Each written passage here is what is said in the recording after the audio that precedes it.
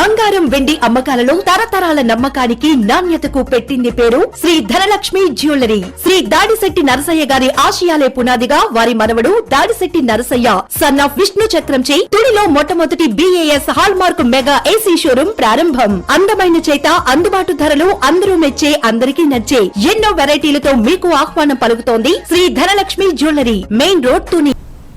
నమస్తే, welcome to my media news. నేను కళ్యాణి. చారిత్రక పుణ్యక్షేత్రమైన కోరుకొండ శ్రీ లక్ష్మీ నరసింహస్వామి వారి ఆలయ ప్రాంగణం భక్తులతో కిక్కిరిసిపోయింది. కార్తీక మాసం ముగియడం, మార్గశిర మాసం తొలి రోజు కావడంతో విష్ణు ఆలయమైన స్వామివారి ఆలయానికి అధిక సంఖ్యలో భక్తులు తరలివచ్చి స్వామివారిని దర్శించుకున్నారు. స్వామివారి సన్నిధిలో నిర్వహించే మహాన్న సమారాధన కార్యక్రమంలో పాల్గొని భక్తులు అన్నప్రసాదాన్ని స్వీకరించారు.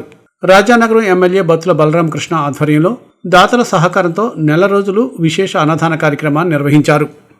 ఈ రోజున మన శ్రీ లక్ష్మీ నరసింహస్వామి టెంపుల్ వెలిచి దాదాపుగా ఒక 1800 సంవత్సరాల నుంచి ఇక్కడ ఈ కార్యక్రమాలు అనేక కార్యక్రమాలు చేయడం జరుగుతుంది. అందులో సందర్భంగానే ఈ రోజు కనీవిని ఎరగని విధంగా మన రాజానగరం నియోజకవర్గం ఎమ్మెల్యే అటువంటి శ్రీ బత్తుల బలరామకృష్ణ గారు ఇక్కడికి ప్రత్యేకమైన అన్నదాన కమిటీ ఒకటి ఏర్పాటు చేసి ఆయన సొంతంగా అన్నదాన కార్యక్రమానికి దగ్గరగా 3-4 లక్షలు విరాళం ఇచ్చి, అలాగే దాతల నుంచి కూడా భారీ స్థాయిలో విరాళాలు సేకరించి ఈ కార్తీక మాసాన్ని పురస్కరించుకుని భారీ స్థాయిలో ప్రతిరోజు కూడా దగ్గరగా 3,000 నుంచి 4,000 వరకు కూడా అన్నదాన కార్యక్రమం జరుగుతుంది. భక్తులు భారీ స్థాయిలో ఈ లక్ష్మీ నరసింహస్వామి గుడికి వచ్చి ఆ స్వామివారిని దర్శించుకుని ఈ తీర్థ ప్రసాదాలు తీసుకోవడం జరిగింది.